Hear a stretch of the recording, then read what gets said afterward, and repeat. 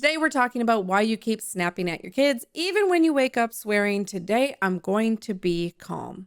If you've ever started the day with good intentions, a few deep breaths, maybe even a prayer, and then 10 minutes later, you're yelling over spilled milk like your life depends on it, this video is going to explain exactly why that happens and how to finally get your control back. Snapping is not a "you're terrible parent" problem.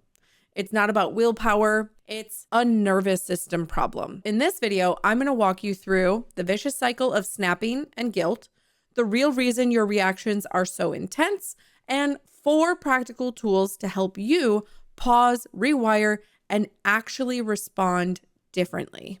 By the end, I want you to see yourself completely different. Not as a bad parent trying to be good, but as a good parent with a dysregulated nervous system that can be retrained.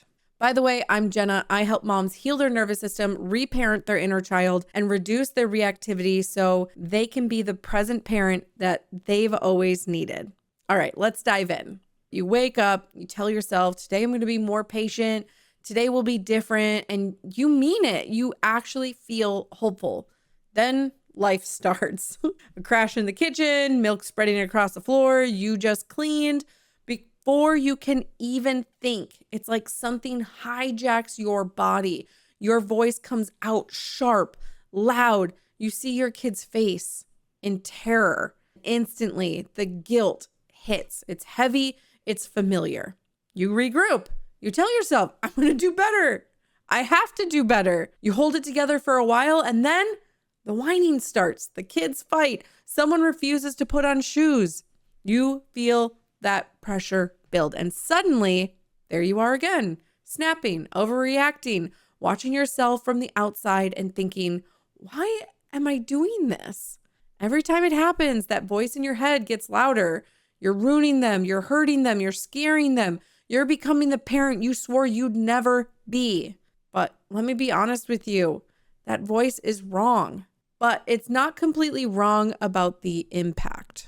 When snapping and yelling become a pattern, we're not just blowing off steam. We're shaping our child's developing brain. Research shows that frequent yelling can affect kids in a way similar to physical punishment. I know that's really hard to hear. There's higher anxiety, there's more depression, there's even more behavioral issues.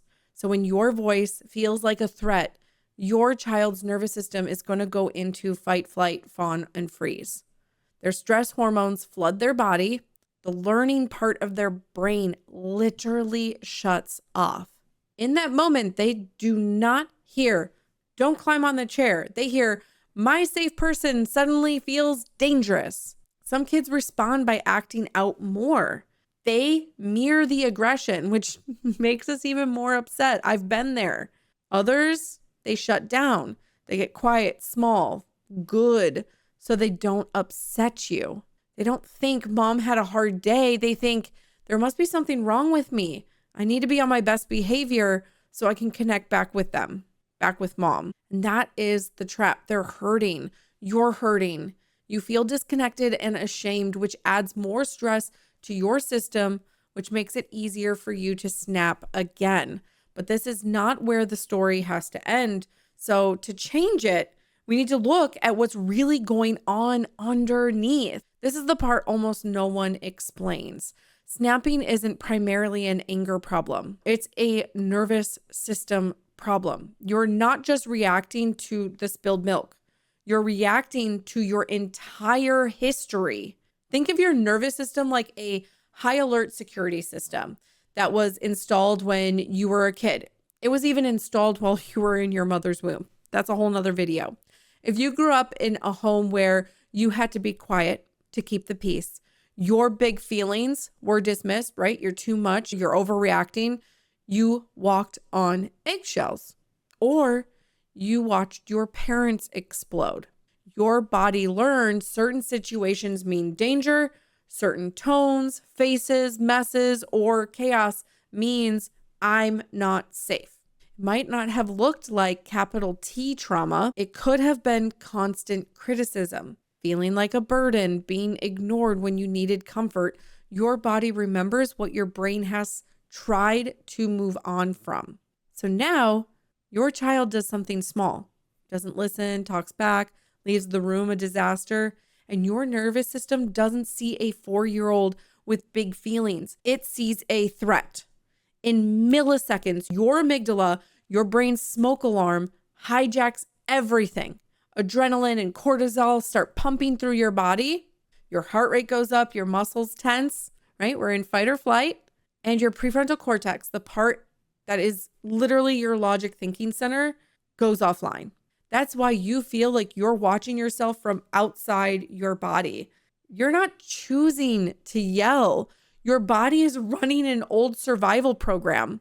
When your kid ignores you, it might echo all the times you felt ignored. When you see chaos, it might remind your body of a time when chaos really was dangerous. This is why it feels so automatic. It's not a character flaw, it's physiology. And that realization matters because it moves you out of the shame spiral from what is wrong with me to what is my body trying to protect me from right now? That question opens the door to change. So let's rewire your response and regain your control. Understanding the why is powerful, but it doesn't automatically stop the snap. You can't think your way into calm. You have to retrain your nervous system, which this does take some practice and a lot of self-compassion, but it is absolutely doable. Strategy number 1 is the power pause. Your body always sends a signal before you explode. You feel heat in your chest, your jaw tightens, your shoulders rise. That's not you being dramatic. That's your nervous system starting the alarm. Kind of when you think of a tornado, that alarm is going and it's like, hey, there's a tornado going to hit. And in that moment, you have one job: create a tiny bit of space between the trigger and your reaction. Say nothing, don't correct, don't teach, just pause. If you can physically step away for 30 seconds, this is not a timeout for your kid. It's regulation for you. So put your hands on something solid or cool, like the counter. Take one slow breath in and then an even slower exhale out. Really emphasize the exhale. That signals your vagus nerve to hit the brakes on your stress response. You're literally telling your body there is no tiger, we're safe. In those few seconds, your thinking brain starts to come back online. And that thinking brain is obviously where choice lives. Not in the trigger, but in the pause. Strategy number 2 is the trigger to turnaround. This one happens after the moment. When you're calm, start a tiny trigger journal, maybe in your phone or a notebook, nothing fancy, just list it out, because if we put more things on your to-do list, you're not going to do it. Each time you notice you snap, write down, what's the trigger? What happened? What did your kid do? Then write down, where did you feel that in your body? What were you feeling? And then ask this key question: what story did I tell myself about what that meant? Did it feel like disrespect? Nobody cares what you say, like you're invisible, like you have no control? And patterns will start to show up. You'll notice, when my kid ignores me, I feel invisible. When the house is a mess, I feel unsafe. That's a big one for me. When they argue with me, I feel like I have no authority. Then ask, where did I learn that feeling?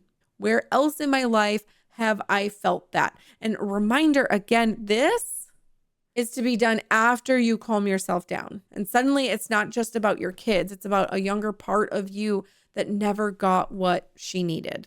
And instead of beating yourself up, you can start getting curious. What would I have needed in that moment? This is where I do my unmet needs exercise with my clients. How can I give some of that to myself now? And that's how a trigger becomes a turnaround. Strategy number 3, we separate past voices from your present voice. So many of us are parenting with our parents' words, living rent-free in our heads. You snap and mid-sentence you realize that is exactly what my mom used to say. Same words, same tone, same energy. Next time you hear that, ask yourself, whose voice is that really? Is this actually you, or is it an echo? Just naming it is going to break that spell. You can say to yourself, that's my dad's frustration. That's my mom's fear. I get to choose something different. And that's how you are going to shift from parenting on autopilot to parenting from your own values. It's how you start giving your kids what you needed instead of only repeating what you've received. Strategy number 4, build capacity with proactive regulation. You can't only regulate in a crisis. You have to build capacity before you get triggered. Think of your nervous system like a window. When the window is small, every noise feels like an intrusion, right? When the window is bigger, more can pass through without breaking you. This is what they call the window of tolerance. You widen that window with tiny, consistent regulation moments. And this does not mean a 60-minute morning routine on a mountaintop. We're being realistic here. It looks like 5 minutes of quiet before the kids wake up, humming or singing in the car, which is great for vagal toning, a 2-minute walk outside without your phone, actually eating lunch instead of surviving on crumbs and coffee, that coffee that you keep reheating. And these are not luxuries. They are maintenance. They are part of the job. You do them with your kids as well. Monkey see, monkey do. You are helping them see how they can regulate their own nervous system. When your body starts the day more resourced, more fed, more regulated, it takes a lot more to push you over the edge. If this hit home for you, make sure to subscribe and hit that notification bell. We're going to keep talking about nervous system healing, the mother wound, and breaking this cycle for good. So tell me in the comments what part landed the hardest and what is something that you've already heard and already have been implementing. And if you know a parent stuck in this cycle, send this video to them. Sometimes having language for what's happening is the first step to healing it.